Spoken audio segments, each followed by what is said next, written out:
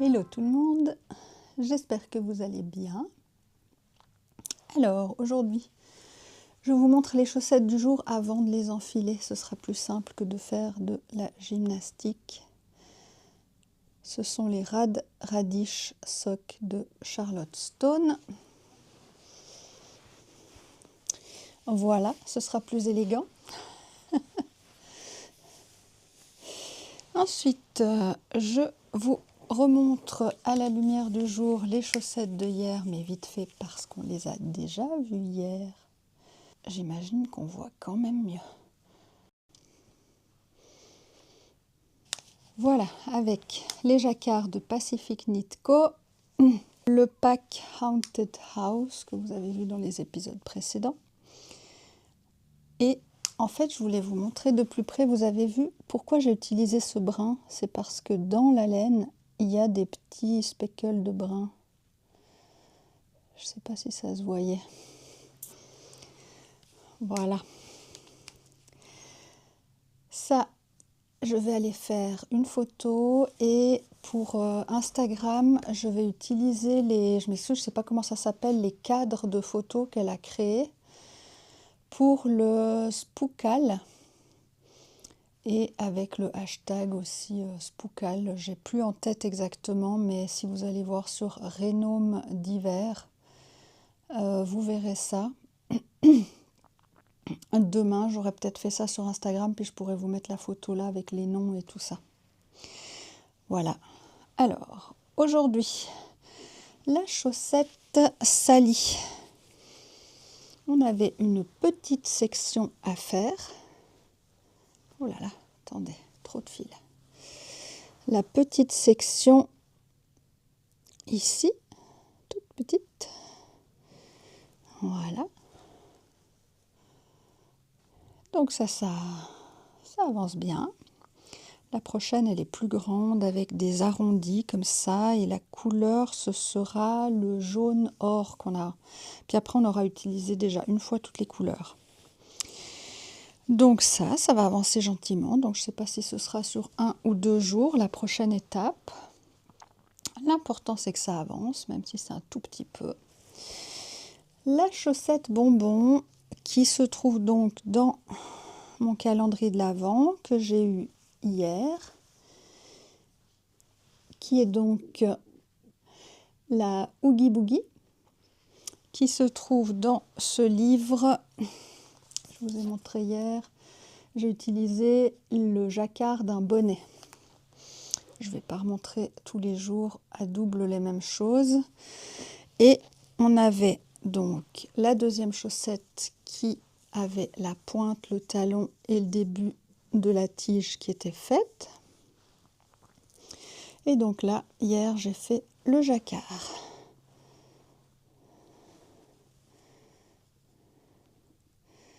Hop et hop. Voilà.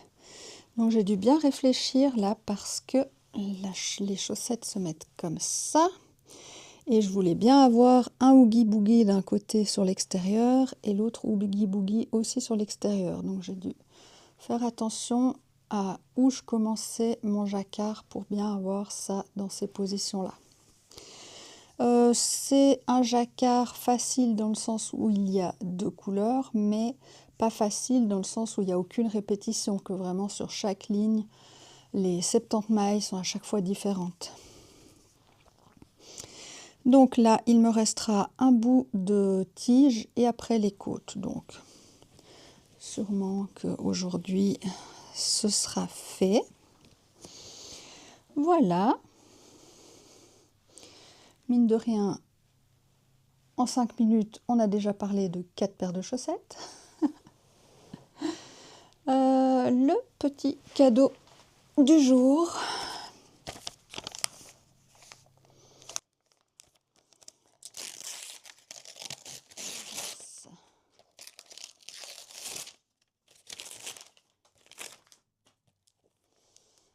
Un livre de coloriage. Cauchemar avant Noël. Non. L'étrange Noël de Monsieur Jack.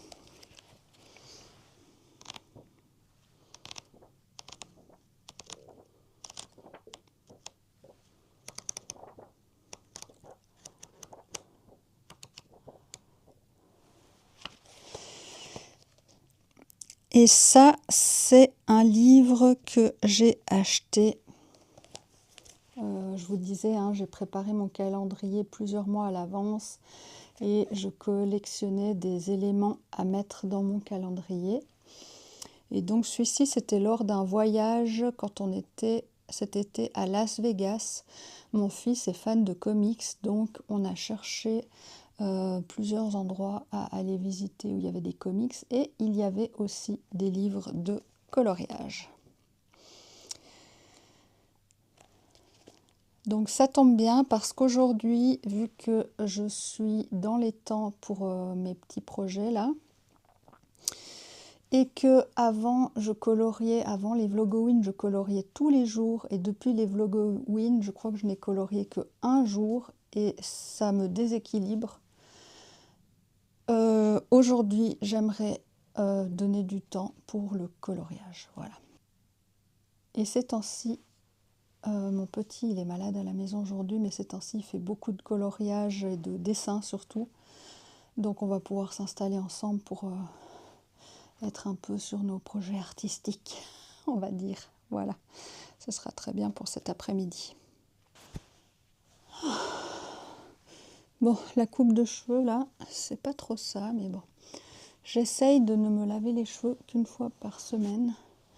Du coup, le week-end, début de semaine, ils sont lâchés tout jolis. Et fin de semaine, ils sont plus attachés. Ça change. Bref. Donc hier, j'ai eu pas mal de, vous aviez vu, de rendez-vous, amener les enfants. L'après-midi, il y avait des amis des enfants qui étaient là. Enfin voilà, c'était beaucoup plus agité. Aujourd'hui, c'est plus calme, mais c'est bien parce que cette nuit, comme je vous ai dit, le petit était malade, donc j'ai pas dormi une nuit très reposante. Et voilà. Du coup, ce matin, j'étais beaucoup là pour lui aussi. Il aime bien qu'on reste un peu à côté, tout ça. Donc voilà, j'ai l'impression que ça les aide à guérir plus vite quand on est à côté d'eux, je sais pas pourquoi. Il nous reste les cartes. Alors aujourd'hui, j'ai choisi un oracle où on pourra lire les messages, je ne sais jamais comment diriger, où on pourra lire les messages dans le livret. L'oracle d'Halloween de Stacy DeMarco. C'est, contrairement à, si vous vous souvenez, l'oracle des vampires qui tape fort et puis qui tape au bon endroit, puis qui tape vraiment fort. J'ai l'impression, je sais pas, ça me donne la sensation qu'on a le souffle coupé des fois avec ces cartes. Celui-ci, il est quand même beaucoup plus léger, malgré les images. Et le deuxième, c'est un Lenormand. Je l'ai sorti de sa boîte en carton qui s'appelle Spooktacular Lenormand et qui a un dos comme ça un peu chauve-souris de couleur d'Halloween et des dessins un peu simplistes. Enfin, on les verra en cours de route.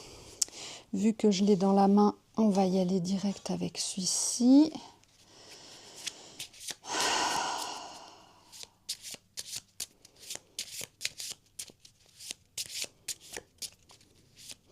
Je suis contente de voir qu'il y a vraiment pas mal de monde dans les commentaires qui disent qu'ils aiment bien les petits tirages. Voilà, ça met une petite ambiance un peu sorcière d'Halloween. Voilà, allez, en 3 cartes. Ah, montagne, donc on a des embûches, des choses qui bloquent. Il va falloir réfléchir pour trouver un passage, le meilleur passage possible pour arriver de l'autre côté de cette montagne. Donc, il y a une embûche. Qu'est-ce qu'on fait? Il faut réfléchir. Il faut essayer d'analyser les différentes options.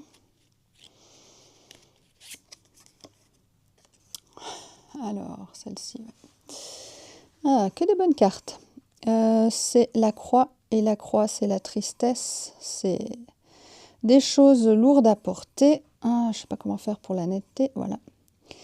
Des choses lourdes à porter. Donc, cette chose qui bloque dans votre vie, vraiment, ça vous rend triste. C'est très lourd.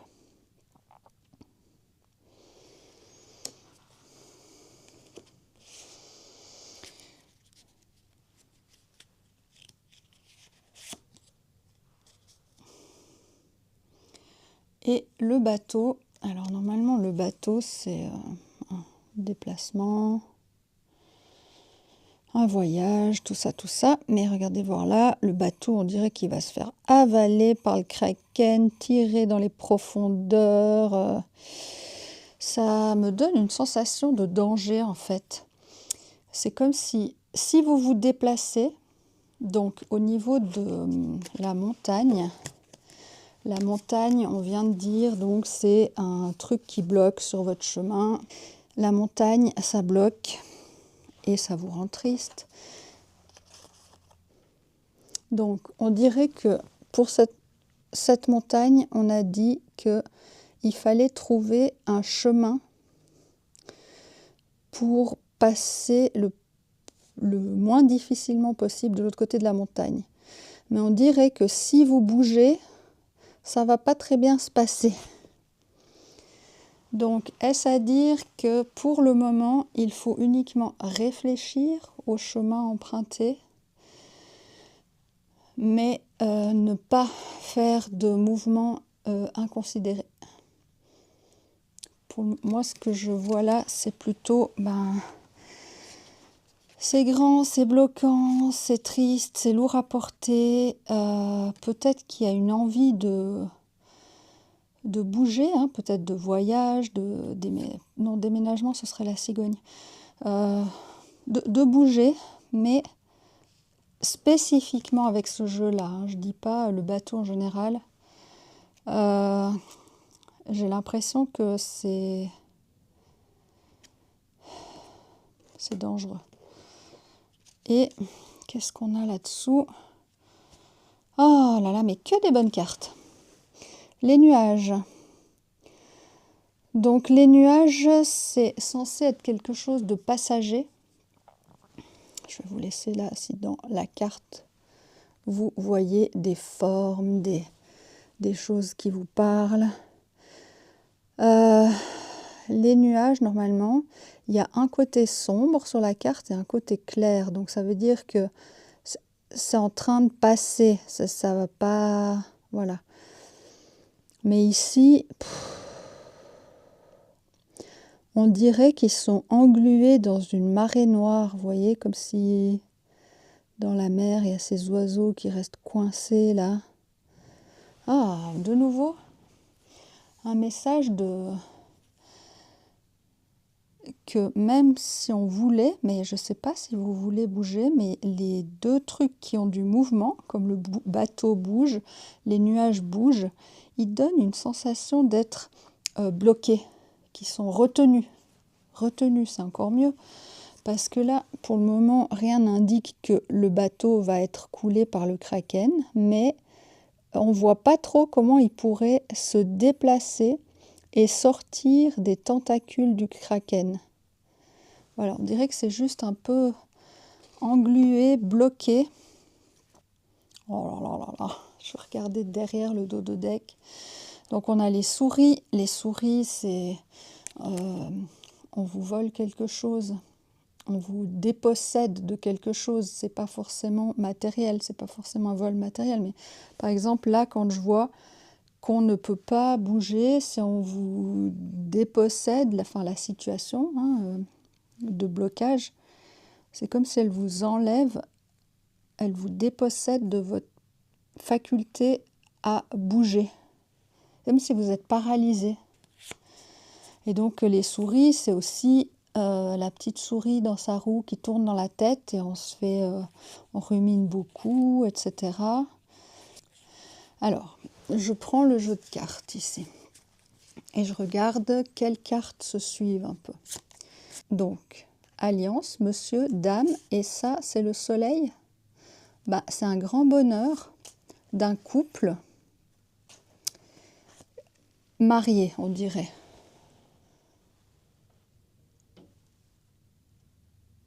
Et puis en plus, le fait qu'il y ait la grenouille ou le crapaud, là, ça me donne l'impression du prince charmant. La grenouille qui se transforme en prince charmant. Donc si vous avez des choses à choisir, c'est vraiment marrant. Celle du milieu, c'est le choix. Il y a deux chemins qui s'offrent à vous. On voit peut-être pas bien comme je tiens. D'un côté du choix, vous avez, c'est marrant, c'est les deux opposés. Soit l'ancre, où vous restez bien attaché là où vous êtes, bien ancré, bien stable. Soit tout l'opposé, la cigogne là, ce serait justement un déménagement. C'est pas vraiment un déménagement, c'est aller vers quelque chose qui vous convient mieux. Donc de quel côté du chemin vous allez, ça je ne sais pas. Des disputes à propos d'une reconnaissance. Il y a peut-être un ami masculin qui vous amène de l'espoir et peut-être une aide financière. Il y a aussi un homme du foyer qui aurait des solutions. Alors, dans tout ce que j'ai dit, je ne sais pas s'il y avait des choses qui vous ont parlé. On reste globalement sur englué, obstacle qui rend triste. Donc, c'est comme avec cette histoire de repos, il n'y a pas tellement de mouvement, mais même quand on ne bouge pas, il se passe quand même des choses. Parce que dans notre corps, dans notre tête, ça se met en place.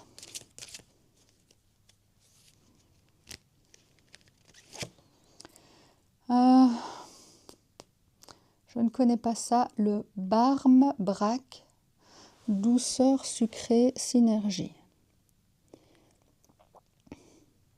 Bon, on dirait un gâteau à la citrouille, enfin un cake à la citrouille. Et en dos de deck, on a, mince, si vous avez peur des araignées, ne regardez pas, je suis désolée. Donc l'araignée, tout de suite je me dis, mais de nouveau l'araignée, comme ces deux-là, là, c'est être pris dans la toile, être bloqué, être embourbé. Tout de suite, ça me vient ça comme idée. Et là, je dirais de se réconforter comme on peut dans cette situation où on ne bouge pas. Alors, lecture. Le Barmbrack est une tradition irlandaise qui se pratique toujours aux alentours de Halloween, composée de farine, sucre, sel et fruits secs, par exemple de raisin. À mi-chemin entre un gâteau et un pain, il s'apparente davantage à un pain sucré plus gros qu'une miche traditionnelle. Au cours de sa confection, on s'assurera d'exprimer ses intentions en termes d'amour, de vérité, de synergie, et à cet effet, on y dissimulera un certain nombre d'objets spécifiques. On dirait une galette des rois, mais avec des objets qui ont une intention. Faisant office d'oracle aléatoire, chacun d'eux a une signification particulière correspondant au destin de la personne qui l'a trouvé dans sa tranche de pain. Selon la tradition, on y cache une pièce, un petit pois, un bâton, un anneau et un petit bout de tissu, par exemple de la mousseline. À des époques plus modernes, on constate l'apparition de médailles religieuses. Chaque objet est associé à une symbolique. La pièce est signe de prospérité et de chance. Le petit pois est de mauvais augure. La personne ne se mariera pas dans l'année. L'anneau est garant de mariage. Le bout de bois, à éviter à tout prix, laisse présager que la personne connaîtra des disputes et sera malheureuse. Le bout de tissu prédit malchance et moyens financiers limités. Il me semble qu'il y a plus de trucs négatifs que positifs. Si vous tirez la carte du Barmbrack, nul doute que vous serez curieux de savoir ce que l'avenir vous réserve. Toutefois, il convient de contrebalancer ces prédictions avec le présent. En effet, si nous en faisons le choix, nous disposons de tous les outils pour changer notre avenir. La synergie empreinte d'une douceur sucrée enveloppant le bamrak, dans lequel tous les ingrédients et les objets se complètent et sont plus puissants ensemble qu'individuellement, doit vous encourager à partir en quête de votre propre havre de douceur. Quoi que vous tiriez comme tranche de bamrak, là, que le truc soit bon ou mauvais, en final, moi ce que je comprends, c'est que c'est à nous d'agir pour qu'on ait la vie qui correspond le plus à ce qu'on recherche, à nos valeurs. Donc, quoi que vous disent là, par exemple, les cartes, ben, c'est de toute façon toujours vous qui réagissez à ces cartes. L'araignée. L'araignée, pour parachever l'événement, les décorations d'Halloween fourmillent de toiles d'araignée gluantes. L'idée d'une maison hantée, recouverte de productions artistiques d'une énorme araignée velue est un classique de l'horreur. Ainsi, même si certains d'entre nous apprécient nos amis à 8 pattes, que nous n'avons qu'une idée en tête si nous nous frottons à elles dans l'obscurité, décamper. Donc là, ça parle de nouveau de bouger, ce qu'on avait l'air de ne pas pouvoir faire pour le moment. La plupart des araignées ne sont pas venimeuses. Toutefois, l'être humain en a une peur viscérale, vraisemblablement en raison de ses crochets à venin, voire de ses innombrables pattes et de leurs mouvements. Donc là, ce que je comprends aussi, c'est que des fois, on a peur de quelque chose qu'on n'aurait pas besoin d'avoir peur. Donc la première chose à se demander, c'est est-ce que cette montagne est vraiment une montagne ? Peut-être est-ce leur lieu de vie, souvent dans des endroits obscurs, cachés, ou leur démonisation par notre culture occidentale, les présentant comme des animaux gigantesques, féroces et mangeurs d'hommes. Toutefois, certaines cultures vénèrent l'araignée pour portant ses bienfaits au pinacle. Je ne connais pas ce mot. Dans de nombreuses traditions autochtones américaines, elle incarne la créature qui donne naissance à tous les autres animaux et nourrit la toile de la vie.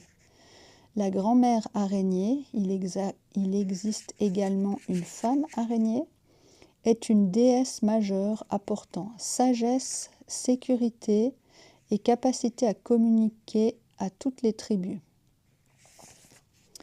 Sagesse, sécurité, capacité à communiquer.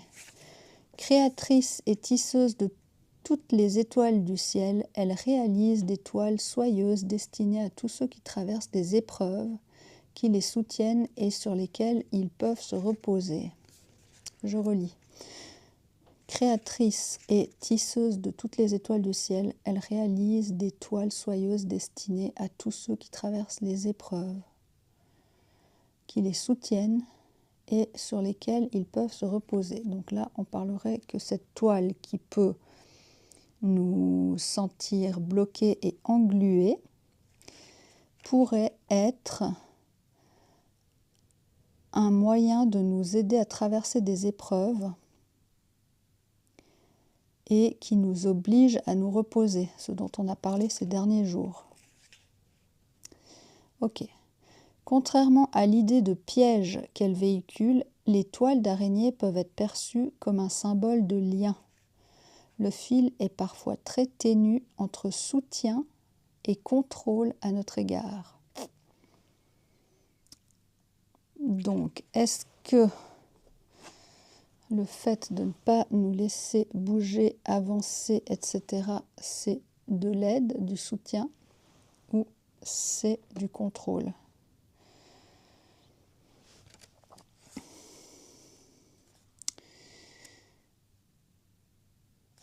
Cette carte se penche sur cette perception. Non, c'est pas ça. Alors, je recommence. Le fil est parfois très ténu entre soutien et contrôle à notre égard, déployé par une famille ou une communauté. Cette carte se penche sur cette perception. Moi, ça me reconfirme. Hein. Est-ce que ce qu'on vit, c'est vraiment la réalité ou c'est une perception qu'on en a? Par exemple, quelqu'un dans ma famille, une fois, s'est cassé la jambe. Évidemment, ça a été perçu comme un événement négatif. Cependant, à l'hôpital, pour traiter cette jambe cassée, on a pu découvrir un cancer, opérer, soigner et guérir. Donc la perception, est-ce que cette jambe cassée, c'était un mauvais événement ou un bon événement? Ok.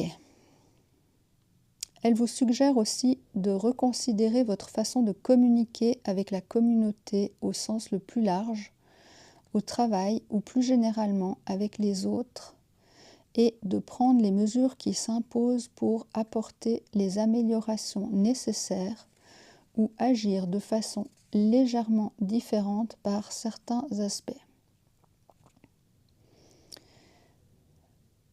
Donc, faire attention à comment on communique avec les autres. Elle souligne enfin le besoin d'un équilibre entre les actions que vous entreprenez pour votre propre compte et celles envers autrui.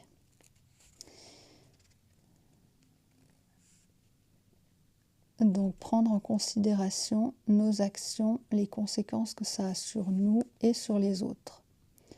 C'est peut-être ça aussi qui fait qu'on ne bouge pas puis qu'on est englué. C'est que si on sortait de là, ça aurait des conséquences sur les autres qui restent. Je ne sais pas.